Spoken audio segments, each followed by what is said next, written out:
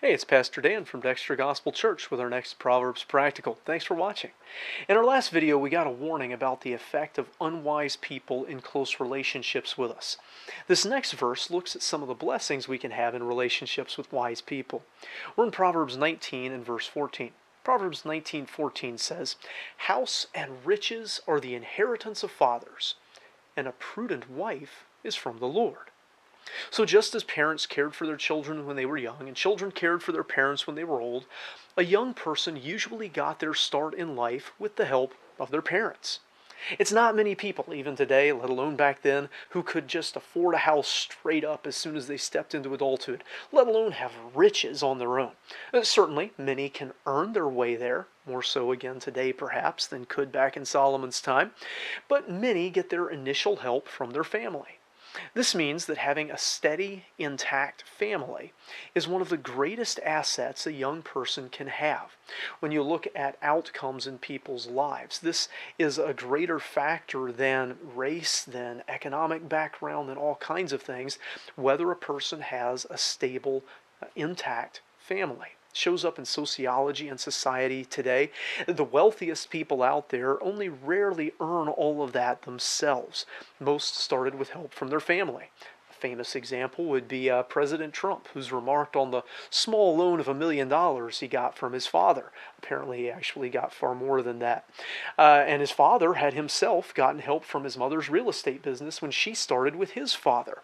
Incidentally, Trump's grandfather passed away in the 1918 flu pandemic when President Trump's father was just a boy.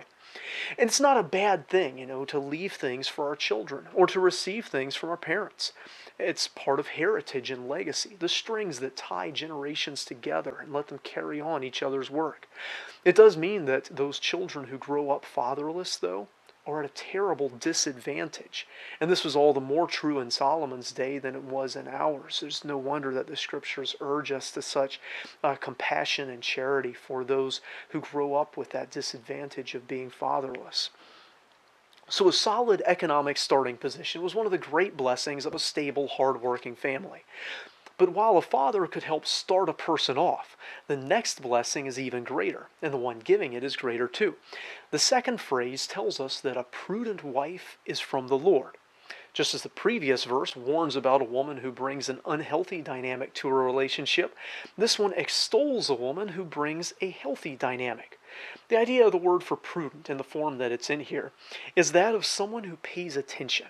Someone who is looking at something and has insight about it. Thus, they're prudent. They're careful. They handle things wisely, the word's often translated wise, and they make good decisions as a result. The prudence here in this form also implies success. So they're careful, they're insightful, they're paying attention, and because of that, making good decisions, and because of that, having success. And a wife like that is such a blessing that credit for it can't go to the fathers. I mean, you can credit the dad with hard working and passing on an inheritance of a house, but you can't credit anyone for a person like that other than the Lord. A wife like that is a gift from God.